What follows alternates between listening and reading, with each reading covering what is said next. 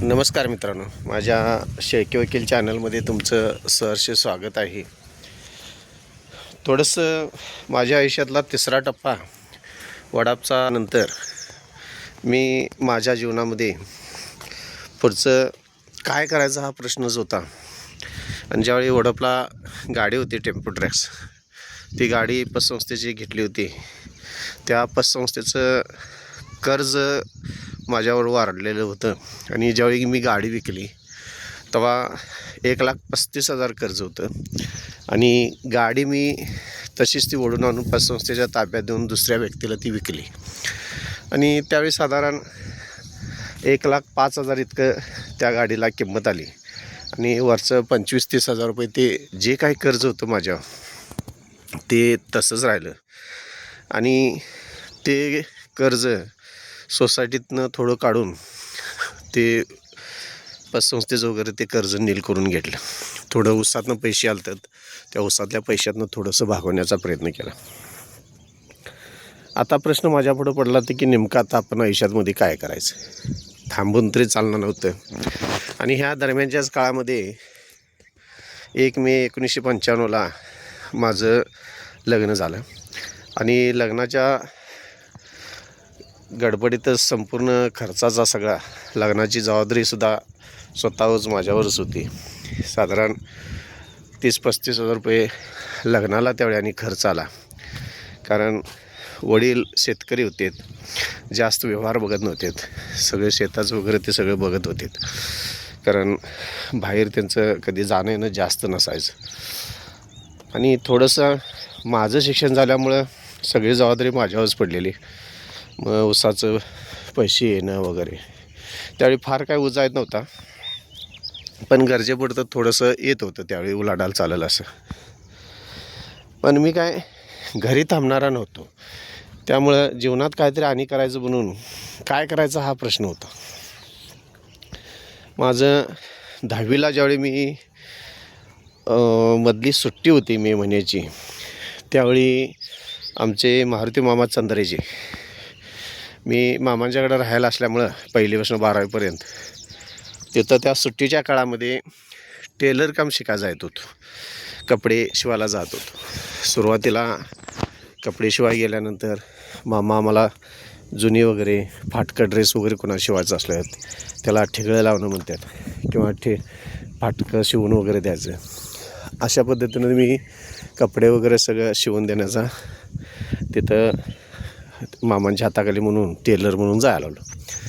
आणि महत्त्वाची गोष्ट कुठली की त्यावेळी टेलर कामालासुद्धा एक फार मोठा दर्जा होता. कारण कपडे शिवायला गेल्यानंतर सुद्धा एक अभिमान वाटायचा त्यावेळी.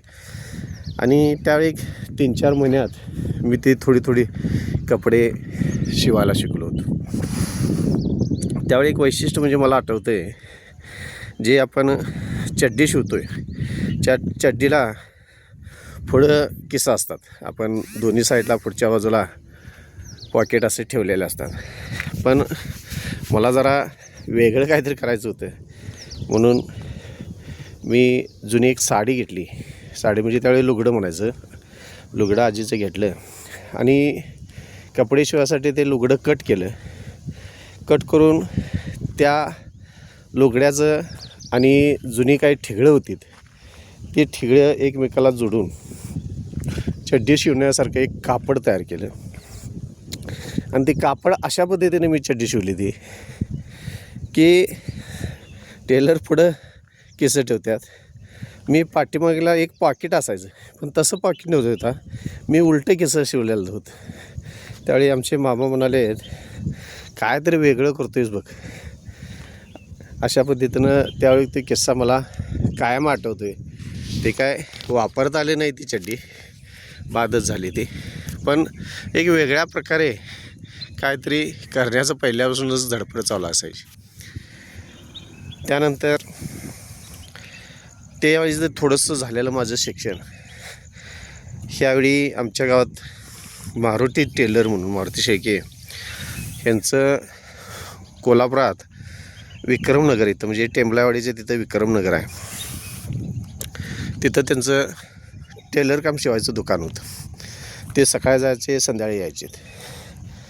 आणि थोडंसं गावात असल्यामुळे मी त्यांच्या संपर्कात होतो आणि त्यांनी म्हणालेत, बघ येतोस का, कपडे शिवणार असलास तर तुला काय असेल ते तुझी हजेरी देतो म्हणून. ठीक आहे म्हणलं, एक चांगली संधी आपल्याला आली आहे, कारण काही ना काहीतरी आयुष्यात करायचंच आहे आणि आपल्याला 4 पैसे कसं आपल्या संसारासाठी घरासाठी मिळतील हे फार गरजेचं होतं. आणि जबाबदारी म्हणजे अशी वाढली होती की माझं लग्न झालं होतं आणि लग्न झाल्यामुळं थोडीफार वैयक्तिक पण जबाबदारी फार मोठी आणि ह्या जबाबदारीमुळं काही ना काहीतरी करणं हे गरजेचं होतं. कारण पैसा असेल तरच माणसाकडे सगळ्या गोष्टी असतात, नाहीतर मग पैसा नसेल तर माणसाला काही चालत नाही. आणि पैसा मिळवायच्या उद्देशानं मी मारुती टेलर, त्यांना टेलरच काय म्हणायचे, त्यांच्यावर कपडे शिवाय जाण्यासाठी तयार झालो. त्यांच्याकडं जाताना आम्ही दोघं एस टीनं जायचं. सकाळी 9 वाजता इथनं डबा घेऊन 10-10:30 पत्तर टेंबलायचे तिथे विक्रमनगर त्यांच्या दुकानात जायचं आणि जे काही फाटकं वगैरे शिवलं असेल, मग लोकांची सिटीतल्या जी कपडे असतील ज्याला ठिगळं लावायचे म्हणतात किंवा जुनं फाटकं बिटकं जे शिवायचं असेल त्याच्यामुळं 2 रुपये रुपया जास्तीत जास्त म्हणजे 5 रुपये मिळायचं त्यावेळी. 5 म्हणजे हे जास्त आकडा त्यावेळी होता फाटकं शिवण्यासाठी. शक्यतो 2 रुपये 3 रुपये रुपया असंच जास्त मिळायचे आणि कपडे मात्र भरपूर यायचे. साधारण 4 रुपये 5 रुपये ही इतकं मिळत होतं त्यावेळी. आणि ही कपडे वगैरे शिवून देत होतो आम्ही. दररोज आमचं दोघांनी सकाळी जायचं संध्याकाळी यायचं हे ठरलेलं होतं आणि त्या माध्यमातून थोडं थोडं मला महिन्याला 300-400 रुपये असं ते देत होतं. आणि तेवढ्यावर माझं घरातलं किरकोळ जाणं येणं तिकीट जास्त नव्हतं, त्यामुळे तेवढ्यावर थोडंफार घर खर्चाला हे बरं म्हणजे बरं पडत होतं. पण नंतर जायला आम्हाला वेळ व्हायला लागला, तिथं यायला वेळ, जायला सकाळी गडबड आलेली. म्हणताना मग आम्ही दोघात एक EM50 मोटरसायकल घ्यायचं ठरवलं. आणि ती मोटरसायकल घेत असताना टेलर म्हणालेत की आता माझ्याकडे काय पैसे नाहीत. आणि त्यावेळी गाडी कितीला घेतली असेल तर गाडी 5,500 रुपयाला गाडी ठरवली ती EM50 गाडी. आणि टेलरकडे अजिबात पैसेच नव्हतं. नाही म्हटले घ्यायचेच. गाडी घेतली टेलरला. पण गंमत बघा, गाडी वगैरे बघून आला, छान गाडी आवडली. माझ्याकडं घर खर्च आणि हे सगळं घरात ठेवलेलं पैसे आणि त्यावेळें नेमकं ऊसाचं बिल काहीतरी 700 का 900 ऊसाचं बिल आलेलं होतं. मला आठवते वडिलांच्याकडे होतं, आईकडे ठेवा दिलेलं. ते पैसे घेतलेत, घरातलं पैसे घेतलेत आणि 2,000 रुपये संस्कार माझ्या पैशाचाच त्या गाडी मालकाला दिला आणि आम्ही दोघं गाडी घेऊन आलो. गाडी आणली घरात, पण पुजली कुणी, टेलरनंच पुजली. त्यांच्याच दारात नेली, त्यांनीच घेतले असं झालं होतं. कारण पैसे दिले होते मी 2,000 ॲडव्हान्स, पुजली त्यांच्याच दारात, कारण गाडी त्याच्यासाठीच घेतली होती. पण गंमत त्यामध्ये अशी झाली, गाडी घेतली वगैरे पुजली. दररोज आम्ही जाणं येणं त्या गाडीवरनं करत होतो. पेट्रोल तो टाकायचा, थोडं मी टाकायचा, नंतर दोघात पेट्रोल टाकायला आलो. आणि ज्यावेळी उरलेली रक्कम ज्यावेळी 3,500 रुपये द्यायची होती, त्यावेळी परत टेलर म्हणाला की नाही का असेल ती रक्कम आता द्यायला पाहिजे आणि माझ्याकडे आता पैसे नाहीत, तू काय पण करणे जोडणी कर. पुन्हा प्रश्न निर्माण झाला. त्यावेळी पहिल्यांदा मला माझ्या सासरच्या मंडळीने म्हणजे सासू सासऱ्यांनी लग्नामध्ये 1.25 तोळ्याचं म्हणजे आसपास 1.5 तोळ्याचं होतं घंटण घातलेलं होतं माझ्या मिसेसच्या अंगावर, मणी मंगळसूत्र सोडून. आणि पैशाला कुठंच मार्ग नव्हता. आणि मी मिसेसला सांगितलं आणि त्यावेळी मिसेसनं ते तेवढाच दागिना तिच्या अंगावर होता, म्हणजे गंटन सोडून, मणिमंगळसूत्र सोडून.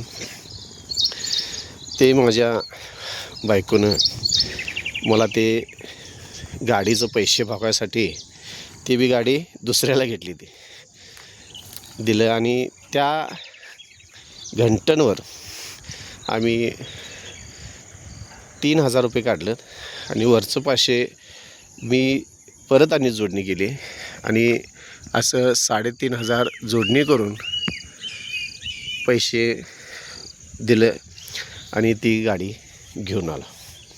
म्हणजे उरलेला त्याचा व्यवहार पूर्ण केला. अशा पद्धतीनं सकाळी जायचं, संध्याकाळी यायचं.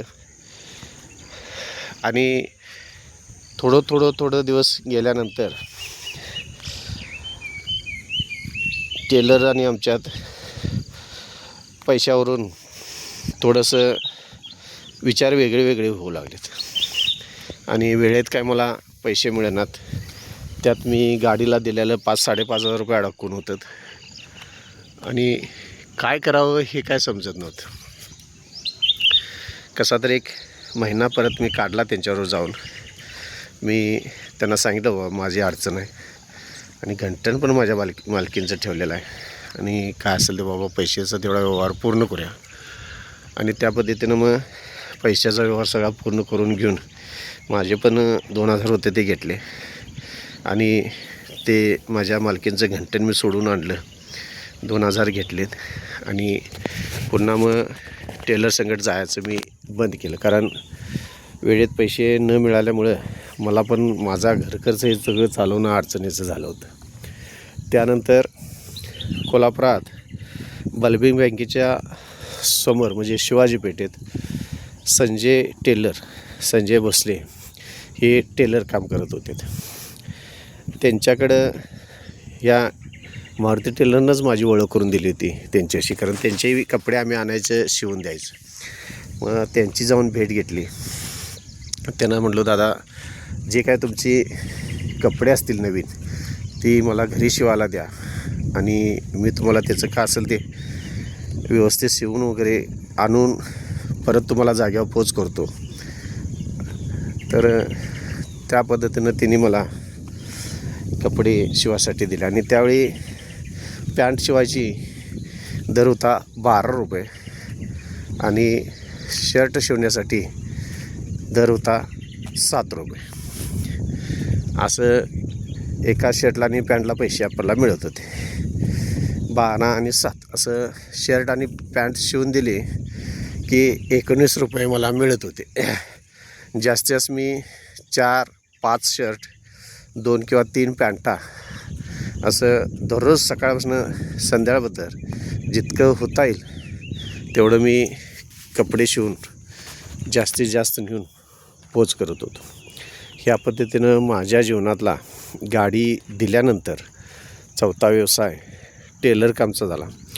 पण कपडे मी इतकी भारी शिवत होतो आणि आत्तासुद्धा कधीतरी वाटलं तर मी स्वतःच शर्ट वगैरे माझं जरी फाटलेलं असेल तर मी स्वतः शिवतो. कारण दुकानात विकाय ठेवण्यासारखी माझी कपड्याचं म्हणजे त्याच्यावर एवढा परफेक्ट माझं हात बसलेला होता कपड्यावनी की ते भोसले टेलरसुद्धा म्हणायचे की कपडे आम्ही जी कटिंग करून तुम्हाला कपडे देतो आहे ते अतिशय छान पद्धतीनं शिवताय. त्यामुळे ती कपडे पण मला तिने कधी कमी केले नाहीत. आणि अशा पद्धतीनं माझ्या जीवनातला एक छानसा 4था व्यवसाय हे कपडे शिवायचे आणि नेऊन द्यायचे. मग त्यामध्ये जरी जुनी कपडे आलेत तरीसुद्धा ठिगळं, तरट्या शिवून देणे, वाकळा शिवून देणे. वाकळा म्हणजे त्याला आपण बाळवते वगैरे असं म्हणतो प्रकार. त्या पद्धतीनं हे सुद्धा मी लोकांची शिवून द्यायची. आपल्याकडं जी खताची पोती असतात त्याचेसुद्धा तरट्या शेतकऱ्यांना लागायच्या, त्यासुद्धा मी तरट्या चांगल्या पद्धतीनं शिवून देतो. अशा पद्धतीनं माझ्या आयुष्यातला हा 4था छान व्यवसाय मी केला.